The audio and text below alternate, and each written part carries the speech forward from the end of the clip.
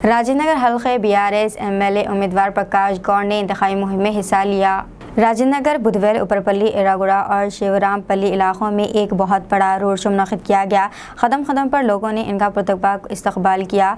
समा अंदरपाल रेड्डी, जिन्होंने उपरपल्ली में बड़े पैमाने पर इस्तकबालिया स्टेज का एहतमाम किया। राजेंद्र नगर डिवीज़न के सदर पोरेडी धर्मा रेड्डी और जनरल सेक्रेटरी पालू कोचेरू वो महेश ने एमएलए उम्मीदवार प्रकाश गौड़ ने क्रेन की मदद से इनकी गुलपोशी की। प्रकाश गौड़ ने कहा कि अवाम ने केसीआर को दोबारा आशीर्वाद दिया और इन्हें तेलंगाना का चीफ मिनिस्टर बनाया। इन्होंने कहा है कि अवाम की फलाह व बहबूद के लिए मुतारिफ कराई गई फलाही स्कीमों से सभी खुश हैं और इस बार भी बीआरएस पार्टी के उम्मीदवार जीतेंगे और केसीआर को तीसरी बार वज़ीर आला बनाएंगे और चौथी बार प्रकाश गौड़ एमएलए होंगे।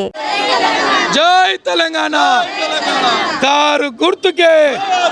चलो अभी शुरू कर लेंगे। उस गुर्तु बोलते नहीं आता,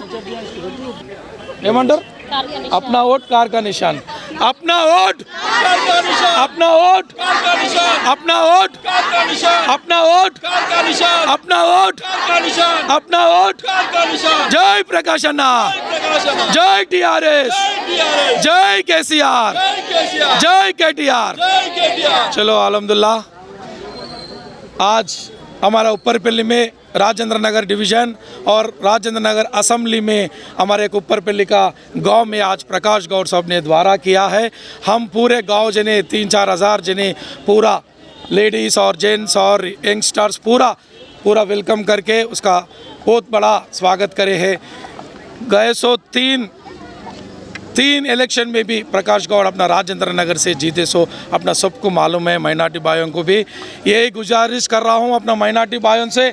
आज केसीआर गवर्नमेंट देखो 10 साल पहले क्या था, 10 साल के बाद में क्या था। इससे पहले कांग्रेस हुकूमत करी, क्या करी? कुछ नहीं करी। बीजेपी मोदी, नरेंद्र मोदी सेंट्रल में हुकूमत कर रहा, क्या कर रहा? कुछ नहीं कर रहा।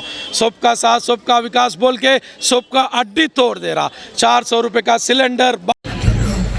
संदीप भाई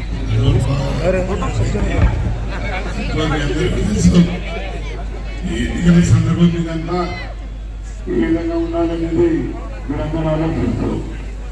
ముఖ్యంగా ఇంకోటంటే చాలా కీలకం ఉంటుంది. దాన్ని ఏ విధంగా ఉపయోగించుకోవాలో మీ అందరూ తెలుసమ్మా. ముఖ్యంగా